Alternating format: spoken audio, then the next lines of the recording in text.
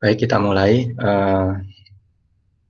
Pagi ini pertemuan yang ke-13 kita akan membicarakan tentang energi dan listrik pertanian serta energi terbarukan. Nah, di dalam kehidupan kita sehari-hari, ya kan, ini kita tidak lepas dengan adanya kebutuhan akan energi, ya. Kebutuhan akan energi, baik untuk beraktivitas sehari-hari maupun untuk budidaya, ya, mulai dari budidaya sampai aktivitas sehari-hari semuanya membutuhkan energi. Nah, di dalam jenis-jenis energi, ya, sumber-sumber energi yang biasanya kita gunakan dalam kehidupan sehari-hari, ini ada dua yang didasarkan dari sumbernya, yaitu yang non renewable atau tidak dapat digunakan lagi, dan yang renewable energy, yaitu energi yang dapat digunakan, ya, atau terus-menerus dapat digunakan, yang renewable energy. Nah, yang tidak terbarukan, ini non renewable ini tidak terbarukan, ya. Itu contohnya energi yang berasal dari fossil fuel, atau energi yang didapat dari fosil. Misalnya apa? Batu bara, ya, minyak bumi, ya, bahan bakar yang kita gunakan untuk kendaraan dan sebagainya, itu biasanya berasal dari fossil fuel. Dan juga tenaga nuklir ini non renewable atau tidak terbarukan. Kemudian yang terbarukan ini contohnya apa? Ya, energi surya, matahari, ya. Kemudian biomasa. Biomasa ini berasal dari komponen-komponen biologis atau komponen-komponen hidup, ya, misalnya kayu, kemudian sampah, misalnya ini adalah sampah-sampah organik, ya, itu adalah biomasa, ya. Masa dari zat hidup, ya, zat hidup. Kemudian dari laut, ya, entah itu energi dari gelombang pasang surut, atau energi dari air laut. Kemudian mikrohidro itu nanti berkenaan dengan energi potensial, biasanya dari air sungai, ya, air sungai yang dimanfaatkan untuk membangkitkan generator listrik, ya, dan angin. Nah, ini yang bentuk-bentuk sumber energi yang bisa terbarukan, ya, renewable energy, ya, yang ketersediaannya selalu ada. Nah, ini klasifikasi yang tadi saya jelaskan, ya. Ada yang terestrial, ada yang ekstra terestrial. Terestrial ini maksudnya dari bumi, ya. Kalau ekstra terestrial itu tidak dari bumi, ya. Yang ekstra terestrial itu contohnya matahari, ya. Energi surya ini mataharinya kan tidak di bumi, ya, sehingga ekstra terestrial. Kalau yang terestrial itu, ya, contohnya kalau yang renewable atau yang terbarukan, ya. Yang terbarukan ini yang terestrial tadi, ya, ada biomasa, biogas, air, angin, panas bumi. Nah, itu yang terestrial. Kalau yang ekstra, matahari. Kalau air ini banyak, ini tenaga air, baik itu dari sungai, dari gelombang laut, pasang surut, ya, atau dari gradien suhu siang dan malam. Ya. Air laut ini kan siang dan malam berubah, ya, temperatur atau gradien temperaturnya, suhunya itu berubah. Kemudian yang tidak dapat didaur ulang atau non renewable atau tidak terbarukan, ini yang fosil dan nuklir tadi. Nah, ini terestrial tergolongnya. Kenapa? Karena ada di bumi. Nah, ini yang energi yang tidak terbarukan ya. Tidak terbarukan, ada minyak bumi, batu bara, oh ya satu lagi gas alam tadi yang belum saya sebutkan. Gas alam dan minyak bumi ini satu paket ya. Nah, ini yang contoh-contoh energi yang terbarukan ya. Energi laut ya.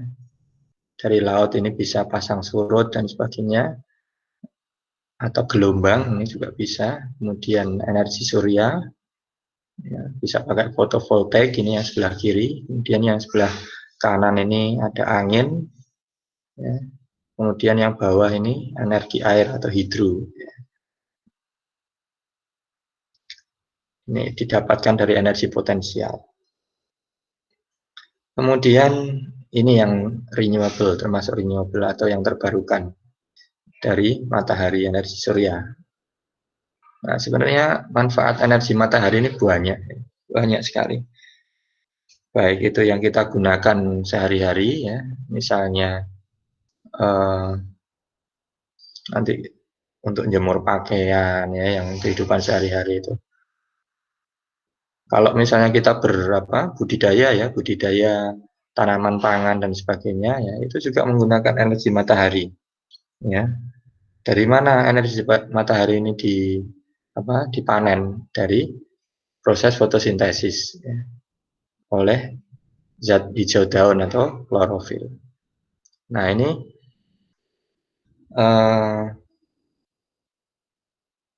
siklus hidrologi ya. Siklus hidrologi ini juga yang mempengaruhi adalah energi matahari. Kalau nggak ada energi matahari ya tidak ada transpirasi atau penguapan ya. Evapotranspirasi ya. Transpirasi itu pernafasan, evaporasi itu penguapan ya. Jadi evapotranspirasi, baik dari tumbuhan ini menguap ya airnya, dari air sungai, air laut ini menguap, kemudian ada awan ya, itu semua yang sumber energinya dari matahari. Sumber energinya dari matahari. Kemudian nanti turun hujan dan sebagainya. Ini siklus hidrologi yang mempengaruhi kehidupan, baik itu tumbuhan, hewan, manusia, semuanya terpengaruh. Kemudian ini yang di bidang pertanian yang paling utama itu manfaat energi matahari itu adalah untuk proses fotosintesis, yaitu proses pembuatan pengolahan makanan ya. Pengolahan makanan. Jadi air ya, kemudian nutrisi-nutrisi ya, kemudian oleh fotosintesis, proses fotosintesis ini dijadikan zat gula atau karbohidrat itu ya, jadi makanan. Ini tentunya sudah diajarkan berkali-kali mulai dari SMP, SD, SMP itu ya, fotosintesis. Kemudian ini adalah proses budidaya, contohnya tanaman padi ya. Aktivitas manusia ya. Energi matahari juga di musim-musim wabah ini banyak yang berjemur ya, vitamin D. Vitamin D ini aktivitas manusia diantaranya kalau tidak terkena sinar matahari ya tidak terurai nanti zat yang menghasilkan vitamin D. Ya. Jadi manusia juga butuh energi matahari. Selain tumbuhan, manusia juga butuh. Jadi ini budidaya tanaman padi, manusia beraktivitas, ya. Tumbuhan juga beraktivitas, semuanya beraktivitas. Ya. Kemudian yang lain, aktivitas manusia yang lain, ini untuk pengeringan, ya kan? Yang telah dijelaskan sebelumnya, yaitu pengeringan. Ya, sebelumnya pertemuan 10 atau 11 itu mengenai pengeringan. Pengeringan hasil laut, ini ikan contohnya. Ikan asin misalnya, ya. Dikeringkan dengan cara menjemur di bawah terik sinar matahari. Nah, ini penjemuran ya, penjemuran pakaian yang untuk kehidupan sehari-hari manusia. Kemudian ada teknologi juga yang memanfaatkan energi matahari. Misalnya ini solar kolektor ya. Solar kolektor untuk memanaskan ya. Ada cermin-cermin yang dibuat secara parabola. Kemudian teknologi lain untuk pengeringan. Pengeringan model solar kolektor ya seperti ini. Ya. Jadi udara masuk ke dalam ruangan, ya ruangan ini, kemudian udara ini menjadi panas kan, suhunya naik. Nah, suhu naik udara dengan suhu yang tinggi itu digunakan untuk pengeringan. Selain itu ada fotovoltaik ya. Nah, ini berhubungannya dengan energi elektromagnetik ya. Jadi elektron ya. Jadi yang ditangkap ini adalah fotonnya. Ya. Fotonnya kemudian diubah menjadi energi listrik menggunakan apa? Menggunakan fotovoltaik ini. Ya, ini adalah menggunakan bahan-bahan semikonduktor ya, yang sangat efisien dalam bertukar elektronnya sehingga menghasilkan listrik. Jadi listrik itu apa? Listrik itu ya aliran elektron, ya, aliran elektron arahnya berlawanan. Ini jadi energi matahari bisa diubah menjadi energi listrik. Ya. Kemudian ini ya gerak semu tahunan matahari. Nah sekarang ini bulan Mei. Ya. Bulan Mei berarti matahari di sebelah utara Khatulistiwa. Nah, jadi belahan bumi utara ini kalau yang 4 musim ya ini sekarang musim musim semi mau selesai ke musim panas ya, musim semi mau selesai mau ke musim panas. Kalau yang bagian selatan Khatulistiwa ini sekarang ini berarti musim gugur mau musim dingin ya, musim gugur mau musim dingin. Nanti bulan Juni ini sudah mulai masuk musim panas ini. Juni, Juli, ya, Agustus ini musim panas di belahan bumi utara. Sebaliknya di belahan bumi selatan menjadi musim dingin. Kalau di daerah Khatulistiwa ya nggak ada. Ya, jadi hanya musim kering aja, musim kering dan musim basah. Ya, musim kering itu ya ketika kemarau itu, musim basah itu ketika musim penghujan. Nah, ini potensi energi matahari di suatu wilayah. Nah, kalau di daerah Khatulistiwa, nah ini setiap hari, setiap tahun ini potensi energi mataharinya sangat besar, ya, sangat besar. Kalau dilihat ini ya, yang merah sama oranye ini yang potensinya sangat besar. Makanya itu di negara kita ya, di Indonesia ini banyak yang memanfaatkan energi matahari, entah itu lewat penjemuran ya, kalau di pengeringan gabah dan sebagainya itu kan banyak yang menggunakan energi matahari. Kenapa? Ya karena gratis ya, gratis dan lebih mudah digunakan, ya, lebih mudah digunakan. Kemudian energi lain ya, yang juga berasal dari energi matahari yaitu dengan fotovoltaik ya, atau solar kolektor. Nah, kalau solar kolektor ini hubungannya sama termal. Termal itu panas ya. Jadi suhu udara naik. Bedanya solar kolektor dengan fotovoltaik apa? Kalau solar kolektor atau hubungannya dengan termal ini nanti udara ya, zat fluida ini biasanya. Kalau nggak udara, cairan yang dipanaskan berdasarkan energi matahari yang didapatkan ya.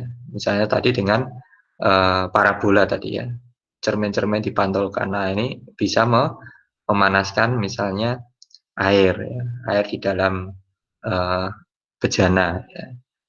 Atau dengan cara solar kolektor ya, jadi udara dipanaskan di dalam suatu ruangan ya yang transparan, jadi hanya sinar matahari yang masuk, jadi udaranya panas di situ. Kemudian udara itu disirkulasikan untuk mengeringkan. Nah, itu energi termal. Energi termal.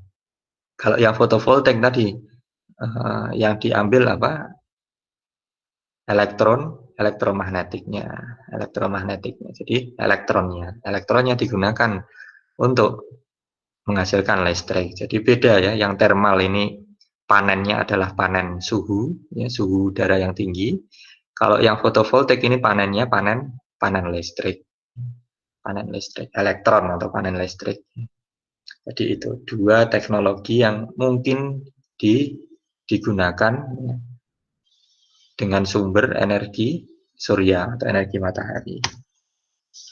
Nah, ini contoh yang solar thermal. Biasanya digunakan untuk pemanas air. Airnya dimasukkan ke dalam solar kolektor, ya, di atap-atap itu biasanya, ya, di atap-atap. Nah, ini kemudian airnya menjadi panas, digunakan biasanya untuk mandi dan keperluan sehari-hari. Nah, ini solar thermal atau biasanya menggunakan solar kolektor. Atau dengan cara parabolik seperti ini, yang bawah ini parabolik.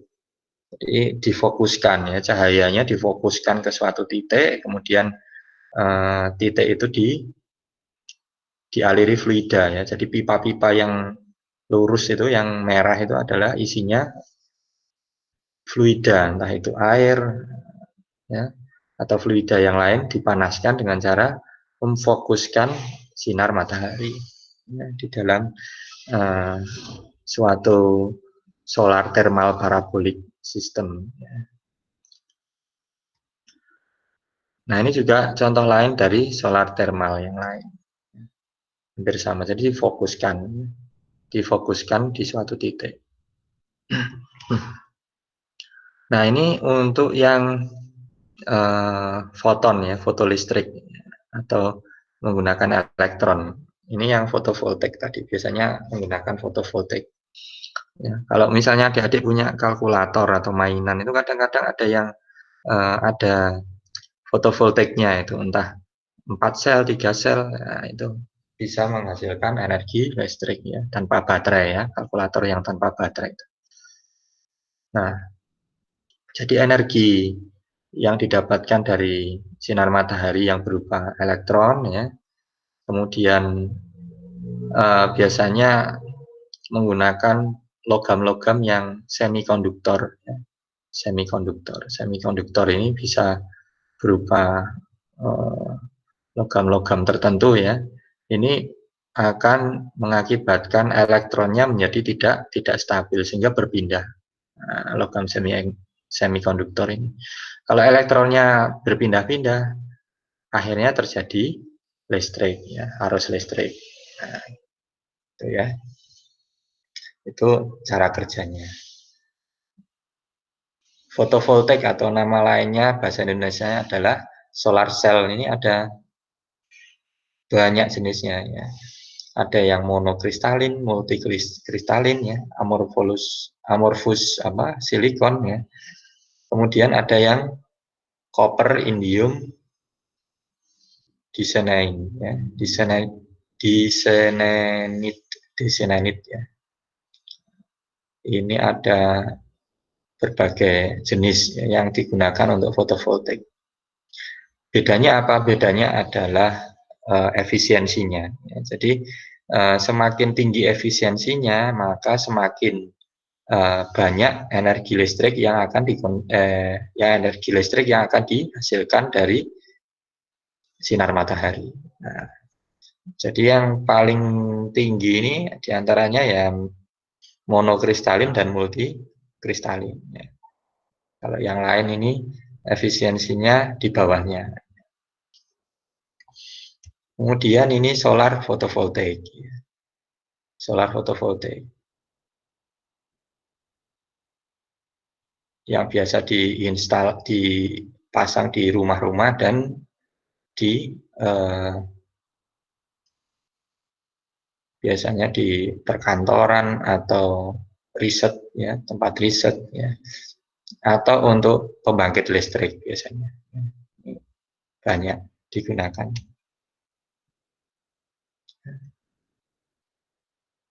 Ini di Indonesia ini banyak digunakan untuk penerangan jalan umum. Nah, biasanya kalau adik-adik lihat di jalan-jalan umum ada yang sudah memakai solar fotovoltaik ya, atau PV fotovoltaik. Nah, atau di desa-desa tertinggal yang tidak dapat dijangkau oleh apa namanya kabel atau pulau-pulau terpencil, nah itu bisa menggunakan tenaga surya. Ya. Ini sudah banyak aplikasinya di Indonesia. Nah, ini contoh-contohnya. Ya, jadi listrik berdasar apa diambil dari energi surya. Jadi listriknya nanti disimpan di mana ya? Disimpan di semacam aki ya. Cuma akinya beda dengan aki kendaraan. Akinya adalah aki yang mempunyai kapasitas atau daya tampung listrik yang lebih besar. Kalau aki kendaraan kan kecil ya. Nah, bisa juga digunakan untuk pompa air tenaga surya. Ya, pompa air tenaga surya. Kemudian ini untuk penerangan jalan umum. Kemudian ya ini untuk biasanya untuk tower-tower apa itu? Untuk tower-tower provider ya, provider jaringan internet atau provider jaringan telepon. Ya, ini menggunakan sistem fotovoltaik. Ya, ini banyak juga di Indonesia sudah ya. Jadi tower atau menara untuk sinyal-sinyal internet dan juga telepon. Kemudian tadi kita bahas energi surya. Ya. Sekarang kita menuju ke energi yang lain ya, yang renewable ya, yang terbarukan, yaitu menggunakan energi mikrohidro. Ini adalah seperti PLTA ya, pusat listrik tenaga air. Cuma di sini kapasitasnya yang lebih kecil. Ya, kapasitasnya lebih kecil. Kapasitas menghasilkan energi listriknya lebih kecil kalau mikrohidro. Cuma listrik ini didapatkan dari mana? Dari energi potensial. Jadi air yang ada di posisinya di dataran yang lebih tinggi, kemudian dialirkan melewati generator. Ya, melewati generator. Generatornya berputar, menghasilkan listrik. Menghasilkan listrik. Intinya seperti itu.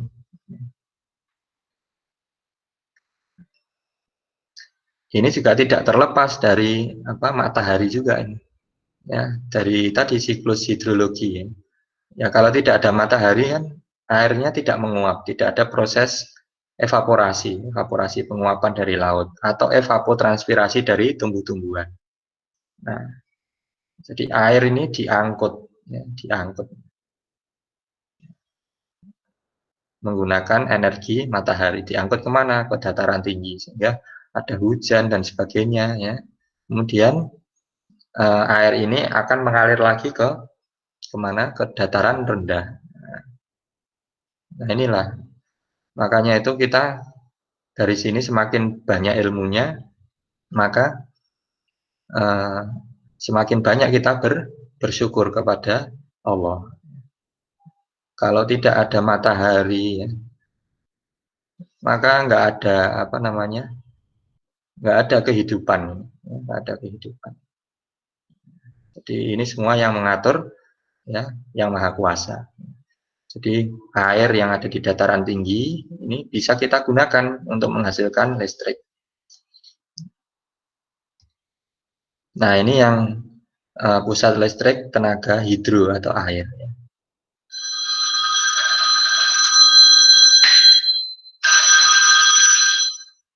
Pusat listrik tenaga hidro atau air.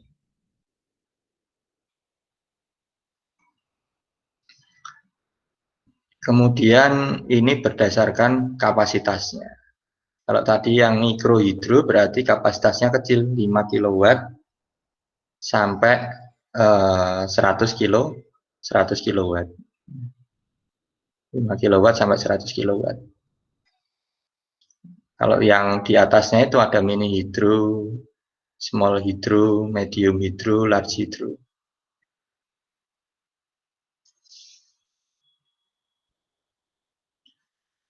Kemudian, nah ini contoh pembangkit listrik mikrohidro. Nah, ini kalau di Malang ini ada di daerah Malang Selatan ini ada di Sumber Maron, itu juga pakai mikrohidro. Ya, kalau pernah dengar Sumber Maron, itu pakai mikrohidro juga.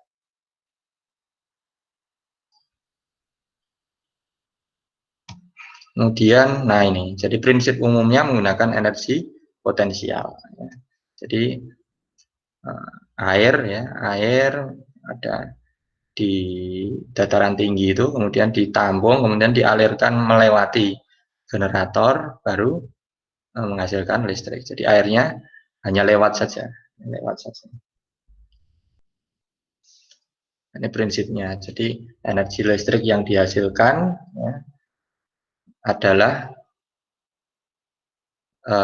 mengikuti persamaan ini. Jadi energi potensial.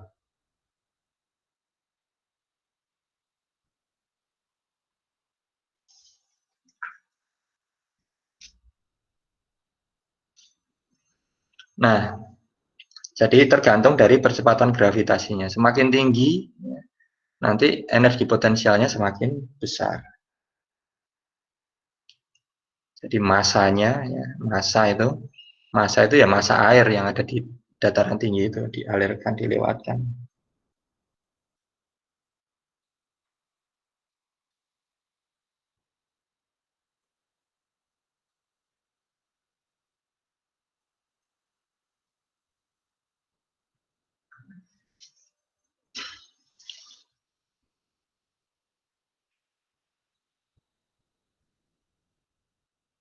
Kemudian ini skema umumnya, ya. Skema umum untuk mikrohidro, ya. Skema umum mikrohidro. Jadi air dari dataran tinggi, ya, ini ya, dialirkan. Kalau normal ini kan melalui sungai, ya, cuma ini di, dialirkan ke arah datar ya, ke arah datar, ditampung, baru tampungan ini tadi airnya dilewatkan ke satu saluran besar melewati generator. Nah ini generatornya, baru airnya dialirkan lagi ke sungai. Nah ini, jadi generator ini akan menghasilkan listrik yang akan dimanfaatkan untuk ya kehidupan, ya, kehidupan sehari-hari.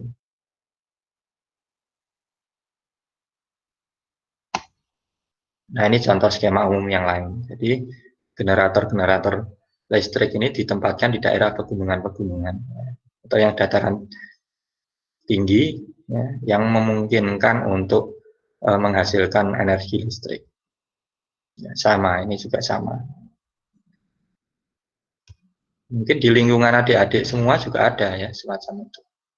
Kemudian ada juga yang bangunan ya seperti waduk-waduk ini juga menghasilkan listrik juga PLTA. Nah ini yang skalanya besar kalau waduk ya. Nah kalau mikrohidro kecil ya, sungai kecil, sungai kecil.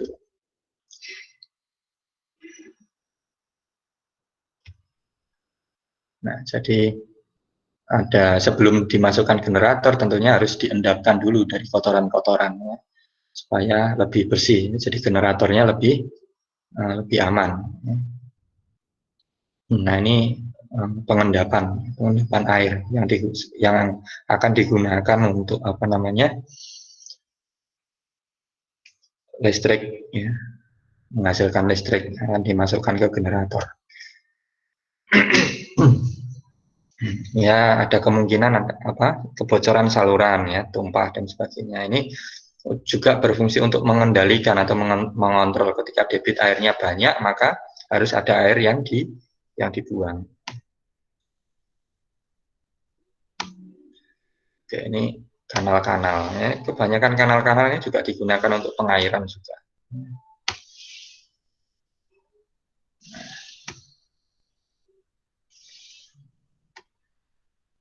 Nah, ini adalah pipa yang digunakan untuk menyalurkan menuju ke generator. Jadi generatornya ada di dalam rumah kecil ini ya. Rumah kecil ini isinya generator listrik. Jadi airnya dimasukkan ke dalam ini ya penstock atau pipa besar. Nah nanti karena tinggi ya tampungan atau waduknya itu atau basinnya tadi tempat yang tinggi, maka alirannya semakin deras ya kan. Kalau seperti ini kan semakin tinggi semakin deras. Kalau semakin deras maka dapat menggerakkan generator dengan lebih kuat ya. Kalau lebih kuat maka listrik yang dihasilkan maka semakin besar gitu ya. Ini powerhouse atau generatornya. Tempatnya generator powerhouse. Nah, jadi airnya melewati ini memutar turbin ya, turbin ini generator itu ya, turbinnya menghasilkan listrik. Nah, ini skemanya seperti ini. Nah, ini kalau dibuka ya, airnya nanti menggerakkan sirip-sirip ini ya, sirip-sirip ini menggerakkan air, sirip-siripnya berputar memutar apa namanya? Kumparan. Nah, kumparan itu yang namanya generator atau turbin itu tadi menghasilkan listrik seperti dinamo sepeda ya adik-adik. Kalau sepeda ya sekarang ini jarang yang menggunakan dinamo. Kalau sepeda-sepeda lama ini menggunakan dinamonya berputar seiring dengan rodanya berputar menghasilkan cahaya lampu pakai dinamo, hampir sama dengan turbin. Nah, ini jenis turbin, ini banyak sekali jenis turbin, ada yang high head, ya head itu maksudnya adalah beda ketinggian. Head ini beda ketinggian. Kalau beda ketinggiannya tinggi, maka turbinnya jenisnya yang ini, yang sebelah kiri. Kalau medium, yang ini.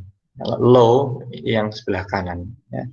Jadi kalau beda tingginya antara apa namanya, antara rumah generator itu atau powerhouse itu dengan apa tampungan airnya ya, jadi headnya tinggi sekali itu ya kebanyakan memakai impuls turbin ya, impuls turbin ya seperti Pelton turbo ini untuk menghasilkan listrik ya, turbin ini jadi jenis-jenis generatornya ya. Nah ini seperti motor listrik ya, seperti motor listrik bentuknya tapi itu kalau motor listrik kan dari listrik menjadi gerak ya. Kalau turbin ini sebaliknya dari gerak menjadi listrik. Nah ini ya, ini adalah contoh-contoh transmisi listrik yang sangat berbahaya ini. Ya. Ini harusnya pakai pengaman, ya. Harus pakai pengaman. Jadi listrik yang dari generator tadi harusnya ditransmisikan entah itu ke desa ya kalau mikrohidro. Nah ini harusnya menggunakan pengaman. Ya. Kabelnya juga kabel yang menggunakan pengaman karena tegangannya ini tegangan tinggi ya. Kalau orang kena nanti bisa kesetrum. Nah, jadi ini skemanya ya, skemanya. Jadi head itu dari mana? Head itu dari kolam penampung ke turbin ini. Kalau headnya semakin tinggi maka generator yang dipakai juga semakin beda ya dengan yang headnya rendah. Generator yang dipakai harus semakin kuat ya. Jangan sampai yang untuk low head dipakai yang untuk yang ketinggiannya tinggi. Nah, nanti nggak kuat ya, nggak kuat. Ini contoh-contoh PLTMH atau pusat listrik tenaga mikro hidro. Ini di Bayeman. Bayeman ini di Jogja, ini di Cianjur, di Wonosobo ya. Kalimaron ya, yang saya jelaskan tadi Kalimaron ini di Malang ya, Malang Selatan, daerah Kepanjen sana ya, atau Seloliman ya, Seloliman ini di Malang. Di Pujon juga ada ya, Universitas Brawijaya ini juga membangun pembangkit listrik tenaga mikrohidro menggunakan kincir angin di Kecamatan Pujon di Pujon ini juga. Nah, kemudian yang energi alternatif yang ketiga ya, ini yang juga renewable energy adalah bioenergi. Ya, bioenergi ini dari mana ya? Bioenergi ini diekstrak dari biomasa. Biomasa ini bahan bakarnya ya, bahan bakarnya berupa biomasa. Entah itu dari sampah ya, atau dari komponen-komponen yang hidup ya, biologis ya.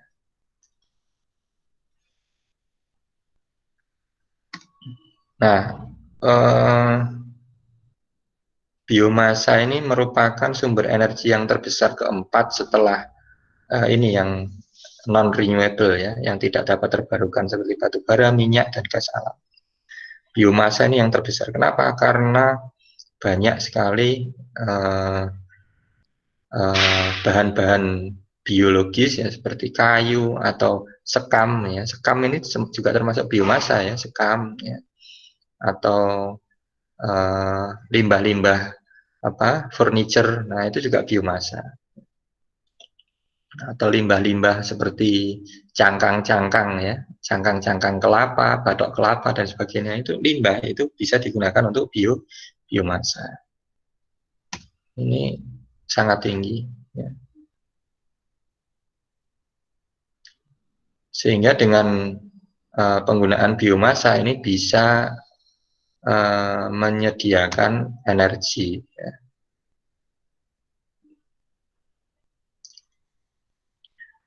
Jadi untuk biomasa ini biasanya digunakan untuk apa? Biasanya misalnya untuk untuk pengeringan juga bisa ya. Untuk menghasilkan listrik ya juga bisa ya. Dengan cara diapakan ya? Dengan cara dibakar menggunakan boiler ya, menghasilkan steam. Nah, steam nanti menggerakkan turbin juga. Steam itu uap air yang kuat, uap air yang panas. Itu bisa menghasilkan listrik, atau diambil energi panasnya ya, untuk pengeringan, atau diambil steamnya untuk biasanya di industri itu steam uap panas ini untuk sterilisasi dan sebagainya. Nah, ini diambil dari biomasa.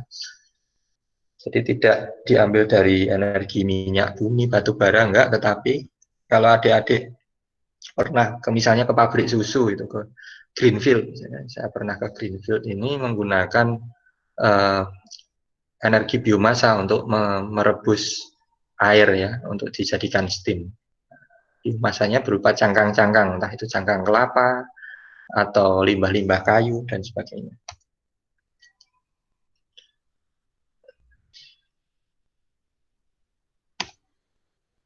Nah, kemudian ini hubungan antara populasi dan kebutuhan energi. Kalau populasinya semakin lama semakin meningkat, maka kebutuhan energinya juga semakin meningkat. Kalau pertumbuhan penduduknya terus meningkat, maka energi itu bisa dalam bentuk joule atau ini kWh, kilowatt hour, ini juga sama, ini juga semakin meningkat. Kenapa? Karena setiap orang sekarang sedikit-sedikit pakai listrik semua, charge laptop, HP, ya kan. Semakin lama HP setiap orang nggak cuma satu, dua, ya. Laptopnya juga, kemudian nanti belum lagi alat-alat listrik yang lain, ya. Misalnya hair dryer, setrika, ya, pemanas air dan sebagainya pakai listrik semua. Nah, sehingga semakin tinggi penggunaan listriknya. Nah, ini yang pusat listrik tenaga uap ya, mencapai 1000 megawatt dengan bahan bakar batu bara yang PLTU. Nah, kalau yang pakai minyak ini 5%, tenaga nuklir ini 4%, ya, air ini masih 5%, gas 31%. Yang paling banyak itu menggunakan batu bara, ini PLTB, batu bara ini 52%. Nah, ini harus yang renewable energy ini harus diperbanyak, sehingga kebutuhan batu bara ini semakin banyak ya, semakin banyak. Kalau semakin banyak yang dibakar, maka emisi CO2-nya semakin tinggi ya. Karbon dioksida ya. Kemudian pencemaran berupa SO2, NO2 ya, ini juga semakin tinggi. Emisi logamnya juga nanti semakin tinggi. Nah, kemudian yang lain ini ada biofuel. Biofuel ini bahan bakar dari bio. Mungkin adik-adik sudah mengenal biodiesel dan bioetanol. Kalau biodiesel itu untuk bahan bakar mesin diesel, kalau bioetanol ini mesin motor bakar yang berbahan bakar seperti etanol alkohol ya, atau bisa seperti premium ya, kalau minyak bumi itu semacam premium, Pertamax gitu ya, itu penggantinya bioetanol. Nah, kalau solar dan sebagainya ini penggantinya biodiesel. Nah, bioetanol itu didapat dari mana ya? Bioetanol ini didapat dari bahan-bahan pertanian ya. Nah, ini biasanya bentuknya etanol ini cair, jernih, baunya kuat, larut dalam bensin, dan nilai oktannya tinggi. Biasanya diolah dari mana ya? Biasanya dari gula-gulaan ya, gula-gulaan. Biasanya dari karbohidrat ya, karbohidrat ya, gula kemudian dijadikan biofuel ya, etanol. Karena mudah sekali terbakar ini kalau etanol ya. Mudah sekali terbakar. Biasanya dari ketela pohon ya, singkong. Banyak diolah menjadi bioetanol. Nah, 3 cara ya. Bisa dari gula, bisa dari karbohidrat atau padi itu menjadi gula dulu baru menjadi etanol, atau selulosa, hemiselulosa menjadi gula dulu menjadi baru diolah menjadi etanol. Prosesnya bagaimana? Nah, ini ada keterlibatan enzim ya. Enzim untuk apa?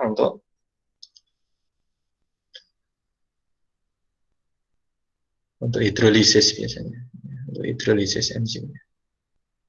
Nah, baru kemudian difermentasi. Fermentasi menggunakan mikroba. Ya. Jadi gula difermentasi ya, menjadi etanol. Menjadi etanol. Ya, kemudian sludge-nya ini limbahnya bisa digunakan untuk biogas. Nah, ini proses fermentasinya. Jadi dari gula ke etanol menggunakan mikroorganisme, yeast ya terutama namanya. Namanya fermentasi. Nah, biasanya ini bahan bakunya ubi kayu. Ubi kayu itu ya tadi ya singkong itu tadi ya, ubi jalar, jagung, sagu, ya, tetes tebu. Ya. Ini bisa jadi bioetanol. Prosesnya tadi melalui proses fermentasi. Sama, mirip dengan pembuatan minuman alkohol ya, itu sama. Cuma kalau ini digunakan untuk energi bahan bakar. Jadi misalnya ubi kayu tadi dihancurkan, kemudian dihidrolisis menggunakan enzim, dan difermentasi selama beberapa waktu, baru didestilasi, diambil etanolnya. Ya, diambil etanolnya. Nah, ini proses pengolahannya, misalnya tadi entah dari ubi-ubian, jagung dan sebagainya ini ada diparut diperkecil ya ukurannya, kemudian dihidrolisis, ya. Hidrolisis dimasak ya, menggunakan pemanas, ya. Kemudian digunakan bahan kimia tambahan seperti enzim alfa amilase. Ini untuk apa? Untuk memecah karbohidrat. Karbohidrat itu kan gula, ya. Gula yang rantainya panjang, ya. Makanya oleh enzim ini dipotong-potong sehingga menjadi gula. Dari karbohidrat menjadi gula. Dari rantai panjang menjadi rantai pendek menggunakan glukoamilase. Ya. Kemudian ini contoh untuk mesin pemasak ya, mesin pemasak dimasak dulu. Dan baru setelah itu difermentasi. Fermentasi ini menggunakan yeast. Jadi gula tadi diubah menjadi alkohol. Nah, fermentasi suhunya harus berkisar suhu normal ya 32 derajat. Ya. Kemudian didestilasi, ya, diambil etanolnya. Ya. Ini skema destilasinya, dipanaskan dulu, kemudian dipisahkan, ya, dipisahkan berdasarkan titik uapnya. Ya. Kemudian dikondensasikan, di uapnya itu dikondensasikan, mengembun, nah, embunnya itu nanti yang berupa etanol. Nah, ini apa rancangan tekniknya. Kemudian ini keseimbangan masanya. Jadi 50 ton, 50 ton misalnya singkong tadi, ini hanya menghasilkan 14 ton starch. Starch itu apa? Padi. Padi. Padi ini karbohidratnya. Kemudian dihidrolisis menggunakan apa? Amilase enzim. Ya.